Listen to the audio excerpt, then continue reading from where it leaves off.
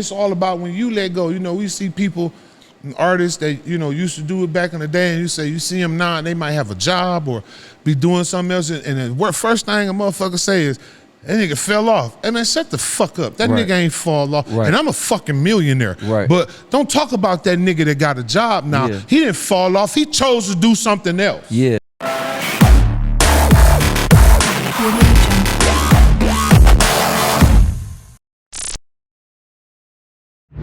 What up, though? It's me, Stewe, man, and this is a legendary episode, man. I got Trick in the building, man. Uncle, what's going on? What's up, man? Yeah, it's good to see you, man. It's my guy. You dig? For some time, I feel like you know me since I was a kid, man, just running around trying to make sense of the industry and, you know, get out here and do my thing, man. And that's right. I'm happy to have you on the couch and for us to be able to have a conversation. My man. I'm happy, man. Glad to be here. So you working on a movie? Yes, sir. Yes. We're going to get right into it, man. The Last 24. Yes. How did you even get into the movie business? No, I always been in it. You know, I played on Chicago PD. I had a movie with Tyler Perry.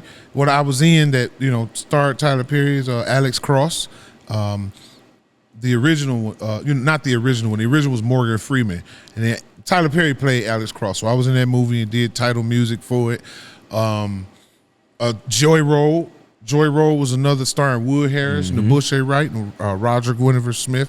I done the Detroiters, you know, Street Life, some independent, you know, lots of independent work and some, you know, I did every, you know, level of it and learned a lot. And, you know, when I go on set, I'm not the type of person to go on set and say, why is the fucking water not alkaline in my trailer? I might say, hey, I asked for alkaline water, but I'm going out there to see what the fuck they doing and who doing what, and what do you call what you do, and what do you call this, and what is this, and then you take that all the way from 1990, because I used to do stage plays too, so take that all the way from the 90s, and you know, I've just been going, absorbing information, and I knew I could do it. You know, there are some tapes. Me and Proof used to shoot these little VHS movies. The camera was a VHS. You put it on the shoulder. I had one of them big bitches. In like 95. No, shoot, I take it back. 93. No, it was like 95, 96. We were shooting hood movies. We shot a hood movie called Unfaithful. So we used to shoot them, but you know, I was always at that point where I was like, well, I'm not putting this out. You know, we're not gonna get no deal with this. You know, we just shot this, but we love it, right? You know, and we didn't have these streaming film outlets. And I feel like it's so much opportunity with that between Tubi. Shout out to them for real. That empowers and employs a lot of people who, you know, always had that dream. It could take, you know, a person like Dennis Reed who, you know, been at it for a long time to the level, you know, then the highest he wants to go. You know, Kamel, my brother, Kamel Hassan, he's a writer and a director, and now it's not just something that you could just think of, man, ooh, one day I wish. It's like, no, they actually, these will be, I'm on it. I'm gonna get this one, I'm gonna do this one, I'm gonna produce this one, direct this one, star in this one, featuring this one, and he just, you know, he getting this. That's because of this independent distribution, you know, this independent streaming. So, you know, I decided some time ago, actually, be honest with you, I don't know when Tubi came, but it was before. We shot this movie before Mel was like doing a lot of movies. Oh, really? Yeah, this was like one of his first ones he actually kind of starred in. Okay. It just was, and then, you know, he said it. He was like, I like this. I'm going to take off. I'm going to do it. So tell me about it. It's called The Last 24. The Last 24. Give us a little insight on the plot. So it's about this botanical super formula that make weed grow in 3 weeks instead of 3 months, and it just end up in. You said what? It's a botanical super formula. Do you have it on you now? I could use that now. Well, you know what? I'm gonna be honest with you. Listen, for real. I didn't want to just write terminology. Is this fictional? Technically it is, but the research that I did, put it this way, the words that the scientists are using are scripted and researched. Okay. So I actually researched the potential of actually creating a super formula, and what I came up with was, you know, the sentence he said. Hold on, he said these plants are still producing ethylene. You know. So he say if the cytocyanins and something else, like I researched this before I wrote it, so it could very well. Because I don't think people understand what that could do for someone. Like they got to understand. Yeah, like a super formula. This GMO is like you said, 3 months to 3 weeks. Yeah. That we got enough weed out here already. For those of y'all at home, that's the difference between a certain amount of money made every 3 months. Let's call it 100,000 every 3 months to 100,000 every 3 weeks. That's big money. That's the difference. So when you're talking about that formula, I'm just like, man, I know a few people that could use that. The market could absorb such a fucking. Because it's a lot out here. Yeah, it's too much. It's too much. And it really boils down, I feel like, to branding and the quality. Quality is because some people everything. got great quality, but they don't have no branding. See, which is you can take advantage of, but some people have overdo the branding and the quality is terrible. That is terrible. That is a problem in this culture. Outside of non-quality selling for and some people, so many new smokers, they don't know the difference. They don't. They just happy to have a blunt roll. You have people that spend their last on that bag of weed. Man, what? So it's like when they could get it for $10. $10 an eighth. Yeah. It's like, but you know what I say? It's like I tell my partners at Heavyweight Heads, because since day one, when I found them, when we found each other, I said, this type of quality is unmatched. And this was the information coming from my peers. They like, this and I can vouch for that. Heavyweight Heads has some band, and I really like what they did with you as well as my guy. Him too, but no. It's a younger cat. Oh, not he got the giraffe bag. Willie J. Peso. Willie J. I didn't hear you. Yeah. Willie J. Peso. Yep. Yes. And Lion Order, Rohan Marley. That's why Bob I thought you were saying that first. Yep. But yes, Willie J. and that Lion Order. Yeah. Great quality over there. Yes. I can vouch for that for sure. And I made sure we stand on that. And I always tell them in the boardroom, I said, listen, bro. There's McDonald's, and then there's the number 6 Chop House. There's Ford Fusion, and God bless those who drive Ford Fusion. Hey, ride on, my baby. And then there's Mercedes. Right. But then there's Mercedes, and then there's Rolls Royce. And that's a fact. You see, and it's Rolls Royce. You ain't got to go crazy. Yeah. You just some people that say, I drive a Rolls. That's what they drive. That's what they don't want to, but then you got some rich people that drive Honda Civics too. You got some rich folks. It's just all about the consumer. Exactly. And at that point, it's up to you as a brand ambassador or as a brand to reach the consumer and inform them of, this is what we do here. I understand that, but try this. What do you think the weed game needs here in Detroit? I think it's almost dead. Weed is now. It reminds me of like the transition to liquor, like when liquor, tobacco and corn. Yes, yeah. It's a what do you call it? It's like I can't think of the word. Commodity. Yes. It's a commodity now. Yes. So eventually, those big corporate companies that were trying, they'll come in and flush the market. Yep. They gonna flash that money, throw that money around with them fake ass options, them fake ass stock options. You know what I mean? I'm here because I sold I know what's going on. Yeah, I helped build a company that sold for $500 million. I know that's right. You dig what I'm saying? Yes, sir. I'm hip. I helped build another company that sold for $16 million. I know that's right. I build them and ship them out, package them. We going in the door knowing what the end game is. We know what we finna do. We finna play around with this, or we finna stretch this out. Is we finna long lasting? What we finna do? So yeah, that's what it is. And I'm gonna get to that later, man. I do want to get to some business advice, because you are one hell of a businessman as well. But just continuing on with this movie, the formula it took me out. But the formula, so there's the formula, and it ended up it's owned by the Albanian mafia. Okay, did acquired it? Yes, viciously acquired it. And the guy gives his son the assignment. Hey, go take care of this. All right. Then he sent his minions to go do the deal. Okay. Go handle this. My pops put me in position. Yeah. Easy job. Supposed to be in and out. Get They the gotta money. go meet it at a club, hood club, basically. Not really a hood club, but you can't tell it's a hood club. Yeah. It's owned by a hood nigga. Yeah. You know, a hood boss though. Right. But he know what he finna back because he do the, you know. He do this what he do. So they like, what's up? You know? And it end up in the hands of the smoke gang.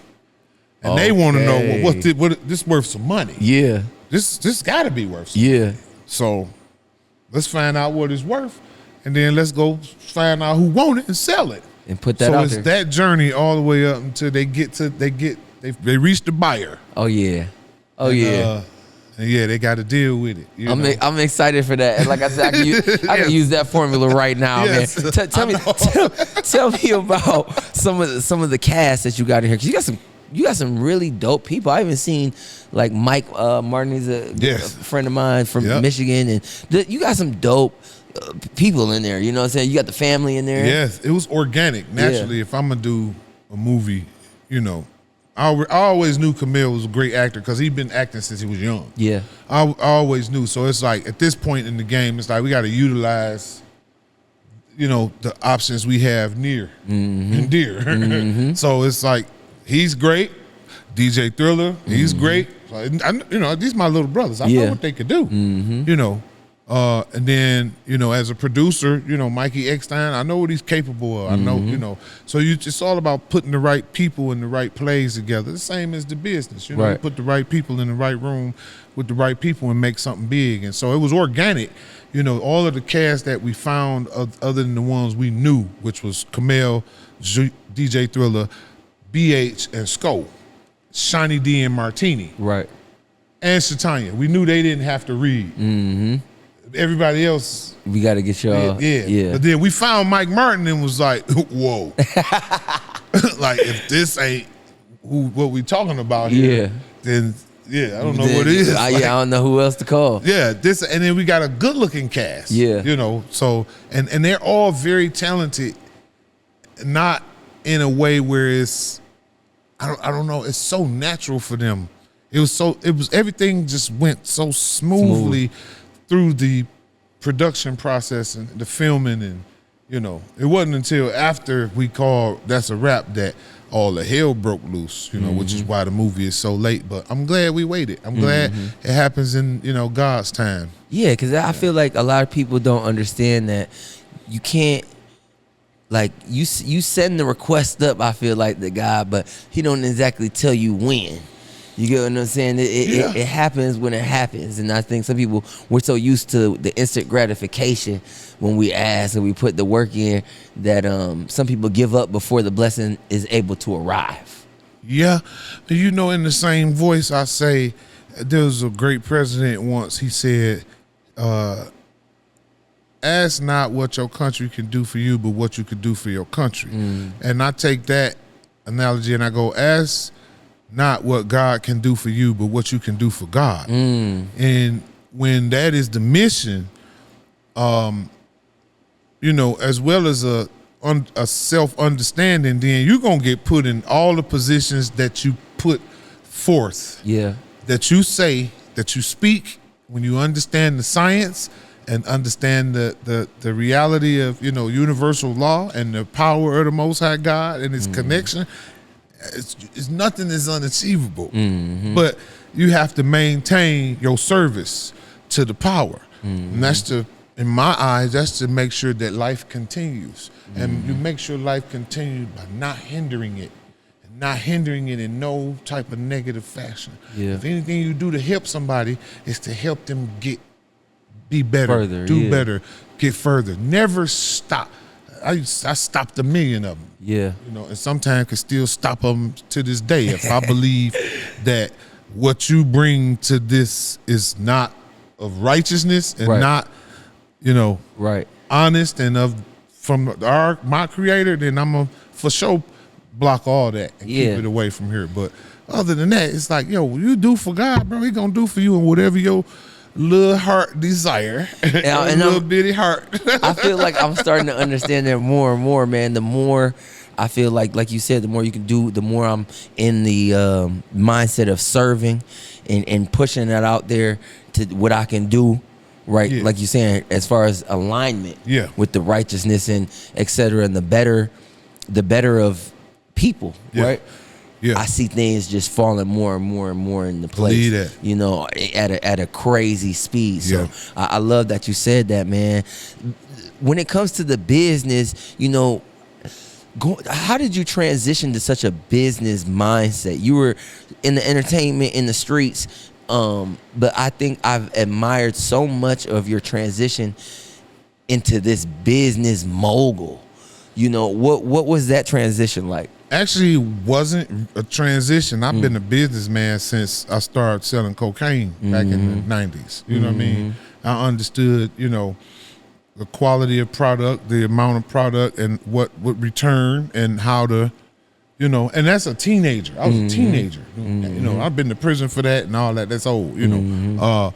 But understanding business then, you know, from that aspect, and then, man, come on, my opposition was basically law enforcement. And I created a business that had some form of success just off my own intuition. Now, what the key to do is at that point, understand that most business don't turn over profit like selling drugs. Right. So, but when you respect that and understand that, it's easier for you to position yourself in another business. Yes. And when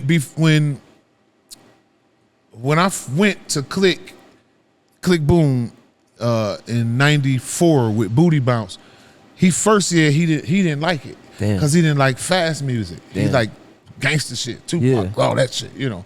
So we took it and blew the record up ourselves.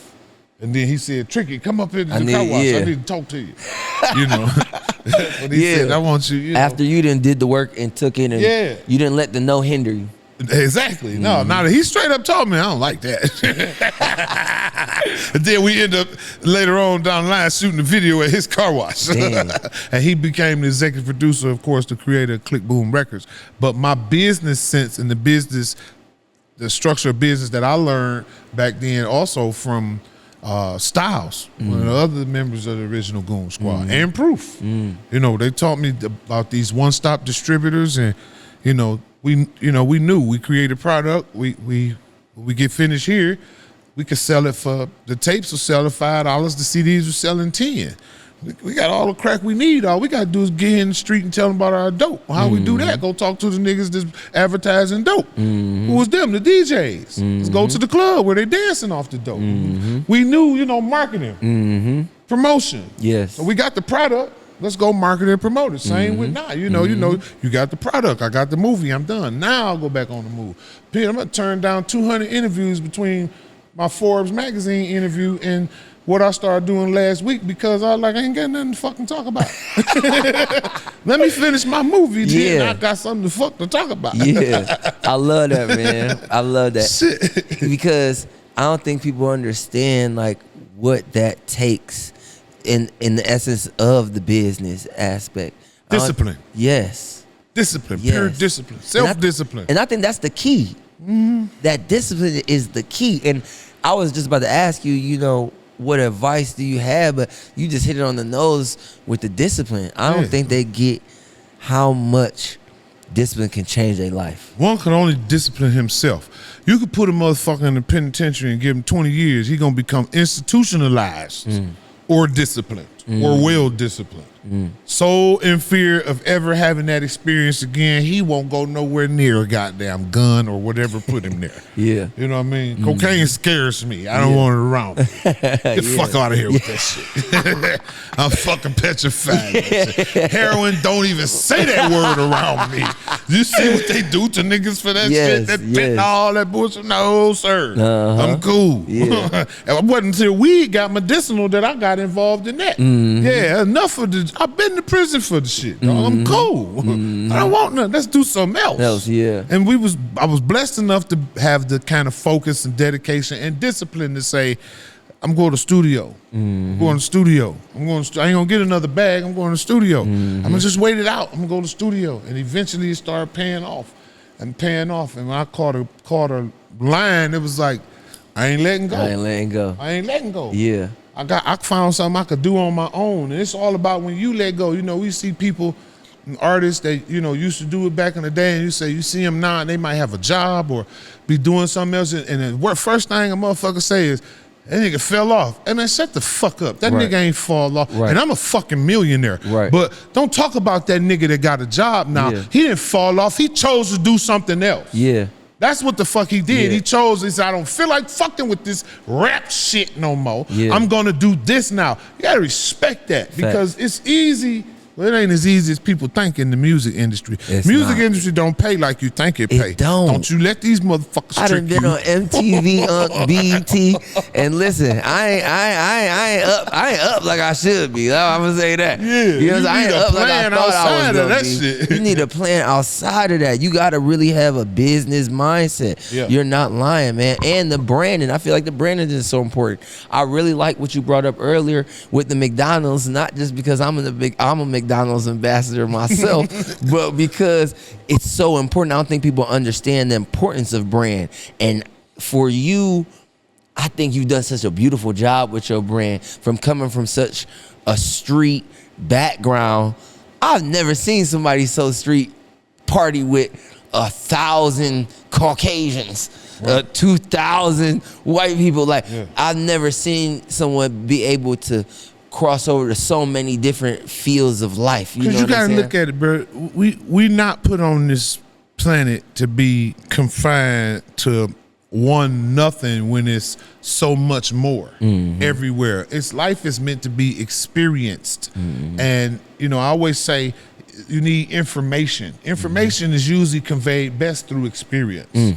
Especially when somebody can tell you something, you don't do that, it's hot. And you go your ass over there, now you know. What I said didn't matter. But when you go through life and you have all these different experiences and you see other people have experiences. I mean, we're technically, they are influenced now, but many of us are influenced and infatuated to the point to where we start imitating. Now you mimicking something. But see, you're trying to, instead of being influenced, you got to be informed. It's like, I don't want to be like him. It's like, how did he do that? So I go, how did this person do this? And like I say, I'm on the set of a movie. I'm going to ask him, what do you get? I got a major motion picture music placement. And me understanding music knew I'm gonna produce this record. I'm gonna write this record, and it's gonna be trick. I'm gonna got Dina Ray to do the hook. Okay, but because this is a major motion picture placement. But how I got that is asking questions. I asked the director, Rob Cohen. Shout out to Rob Cohen. I asked him on the set of Alex Cross. I asked him. When he mentioned music to me, so I ain't just invade his space. He's explaining to me how he's gonna set up this scene. I don't think they get that to the etiquette. It's 100%. It's the etiquette of how to go about it. It's not being invasive. No, not at all. It's how to play it to a point where when you offer the value and they're interested, that's when you can open up with that's when it's received the best. That's what put me even in the position, nephew, to date it back further to my relationship with Rob Cohen is that I'm in a strip club with one of the homies and he off doing his thing. I'm sitting in the booth and a young lady kept asking, she said, I'm over here with the movie people. She said, you want to come over there and meet them? I'm like, no, just tell them I said, what's up? So I don't want, they over there doing their thing. Hey, come on. How y'all doing? Y'all the movie people? What y'all niggas got going on? Let me sit over here and kick it with y'all.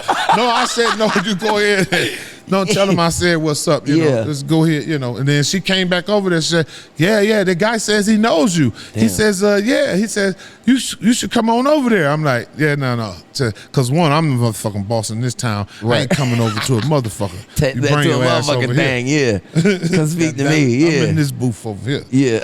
So, she went over there and got nephew, and he came over, and I said, "Damn, yeah, I remember you." Yeah, he said he was the demolition expert on another film that I was working on. And I went to hire him for another job, and the nigga was too high. And I told him, yeah. He said, yeah, you never called for the movie. I was like, yeah, you was too damn high. And he says, yeah, I'm over here with Rob Corn, and we doing the Tyler Perry movie. And I was like, dig that. He was like, man, he's like, can you come over here and meet him? I was like, yeah. Oh, I'm gonna come over there. He directed Mummy, Triple X, Fast and Furious. I need to meet him. So, oh yeah, he in my house. Yeah. Oh, let me go over and see what this nigga talking about. What's happening? I said, now I had just coincidentally read for the movie. Damn. And they said they wanted an MMA fighter. They said, we like him, but we looking for an ex-MMA fighter. You ain't throw the MMA outfit on for him and show him what nothing. I just called my agent. He said what he said. I just left it alone. I told him, I said, damn, that's crazy. I just read for that movie. Yeah. You know, he said, what happened? I said, they said they wanted an MMA fighter. That motherfucker said, you look like an MMA fighter to me. Right. That's what he said, you still want the part? I was like, hell yeah. He's like, it's yours. Give me your number so the producer will call you in the morning. Damn. Just like that. Yeah. So when he's showing me my scene and how it's set up, he mentions it's going to be music over there. And I say, dig that. I say, how you go about getting the music for it? And that bing in his head. In his brain. He said, give me a script. I have the script. He autographed the script to the movie. This is all in the strip club? No. This is on set. Okay. Now we on the set of the movie. Man. He autographed the script and said, I want you to write a song. I want you to be Alex Cross in the song. Right. I want you to, how do you feel about what's going on? Can you do that for me? Can you make it like, kind of like, not emotional, but like not hard, not, you know, I said, you got it. Fire. I got that placement, just being, you know, like you say, etiquette, being in the right space. But this is my time to learn because I've already opened up the portal mentally that I want to learn. I want to absorb all the information I can. And, you know, information is not just meant to be withheld. It's meant to be shared if it promotes life for sure, but it's also meant to utilize. So I obtain this information so that I can go and do something with it. And over the years, I'm soaking up all this movie shooting, and I done experimented myself, and me and the homies done shot all these hood movies. And I got a hood movie I did called Unfaithful. One day I'm gonna release it because I think we shot it on Jeremy Deputat was even in the beginning of his career, kind of, where he was a photographer, and he was one of the first guys I told, if you could take a dope picture, why don't you just hit record? Yeah. You know, and let's do a movie. He's like, all right, bet. And we just went for it. Sound ain't shit, but it's all right. It's a cool little hood movie. But what do you have to tell the people who are trying to get over that hump of doing it? Because so many people think about it, talk about it. The people who are trying to get over the hump of that procrastination or not being able to just get out there and do it, like how you say you just jumped out with the camera and just was like, listen, we're going to put this together. People already doing it. They just don't, they like to put excuses in between them and the things they want and things that they do. When you tell yourself you can't, all right, that ain't for nobody else to fix for you. Nonetheless, I will tell you that when your ass got to pee, you get up and you head to the bathroom. Now, if you don't have to pee that bad, and nephew stopped you and said, bro, you seen what I did with the 35 millimeter lens? Right. I had it over here. Now, yesterday, you know about that 35 millimeter. And he got, I'm a filmer. You know about them prime lenses. Yeah, I hear you. If he has a Zeiss 35, okay, let's go. And the fucking Canon 50, the big boy. Yeah. That big choker like that. That one. Cinema lens. And he just rapping, and you gotta go. You ain't gotta go that bad, you'll entertain this conversation. Facts. But say you've been sitting here working on something, and you've been had to go, and you like, I gotta pee. You get up, you start heading that way, and then he said, hey man, you seen the 35 millimeter? Hold on.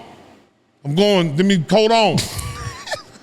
Yeah, right? You going to take care of your business. Okay, so that's just using the bathroom. We talk about something you wanna do in your life. How bad you gotta pee, motherfucker? How bad you gotta pee? How bad you want it? That's a crazy. I ain't never looked at it like that. How but bad you're right. Cause look, nigga wants some pussy. What he doing? Oh, he peeing for sure. He going to get it. He's nothing stopping him. Man, nigga see a bad motherfucker in the spot. Ain't nothing stopping him. Hey, nigga, ooh my God, nigga, I'm finna slide, man. buy you a drink, whatever, all that. He gonna lie, talk all the shit he want. He gonna do every fucking. He gonna buy roses, I know people go on dates with no dollars in their pocket, and they find out a way to hang out with some bitches. Yes, motivation. You said that's what it boils down to. They're motivated to be. You motivated to do that. Yeah. Now take that motivation, same like I said with crack. I'm not okay. I could do a business with this. Let's change the product. Yeah. It's a different scale. Yeah. It's a different regulations. Yeah. But let's change the product. It's gonna work out better if we sell music and performances and movies than it's gonna do with this. Same with this. It's gonna work out better if we take our mind off these hoes and put our mind on.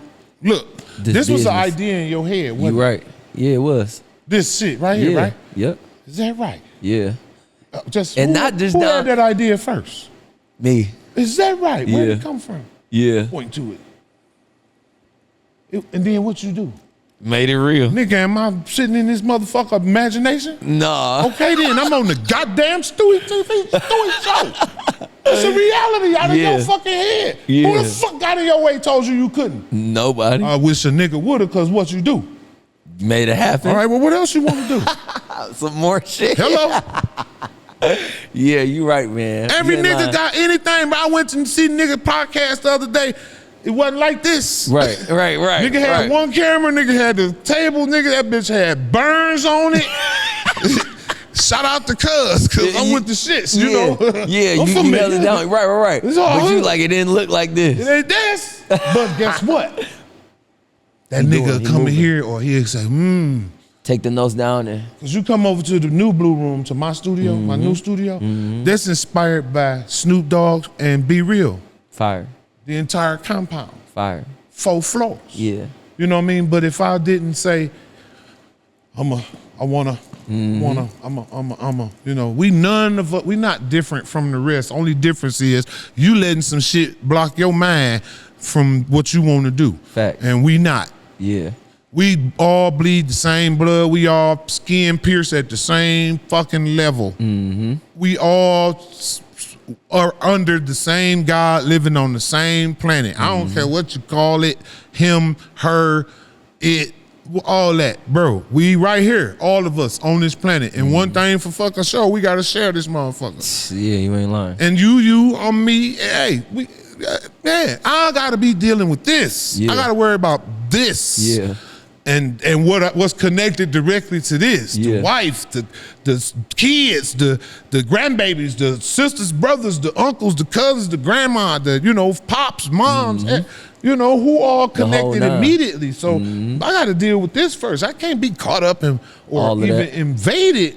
You know, one thing I always say, dog, with like social media and frivolous nonsense is pimping you for your time. Don't get pimped out your motherfucking time. Because the only fucking thing you got on this planet. They wake up, they on that phone. They eating lunch, they on their phone. You getting pimped out your time. They on their phone. And they just wasting time. Pimped. Scrolling. Pimped. Endless scrolling. It's not me.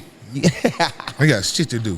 Buddy asked me, like we was talking about earlier, 50 and Meech now. Yeah. Buddy asked me that shit earlier. I said, wait a minute. What's going on? What? Wait, break it down for me. I said, but and they still, when I left there, I still didn't have enough of it to go. I was like, and it kind of like bothered me, like certain stuff you get in your. I hate to see niggas of that magnitude at each other. That's so. Come on, bro. Man, let's grow the fuck up, dog. You know, me and Buddy put that shit. We ain't had no real major shit like that. You know.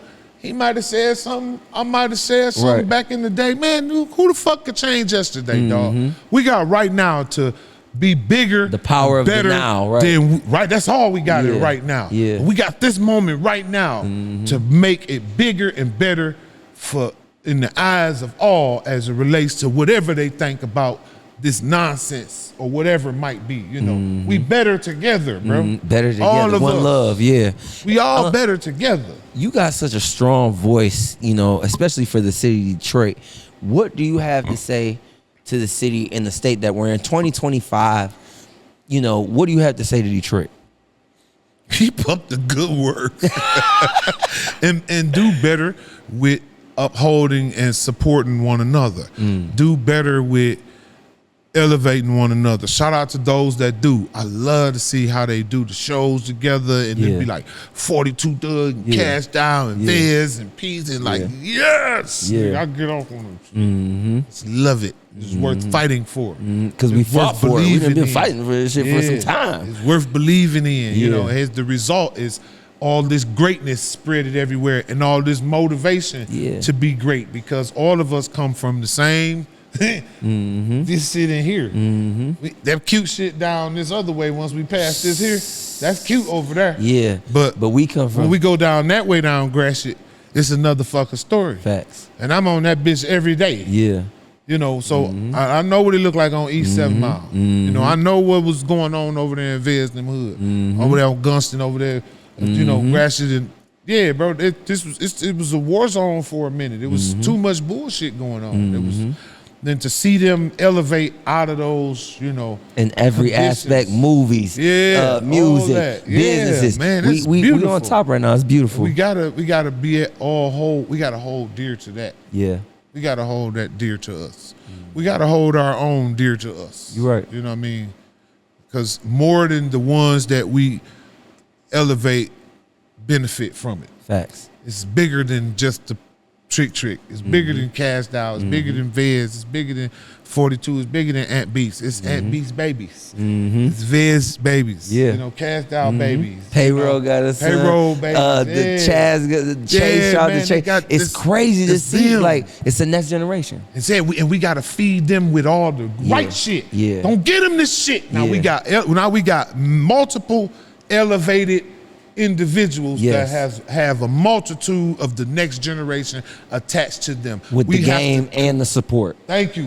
We have to collectively embrace one another and empower one another and uplift one another. Yes, sir. We have to. We do it. We do a good job. But we gotta just keep it up. Always. Every day we could be greater than we was yesterday. Every fucking day you on this bitch.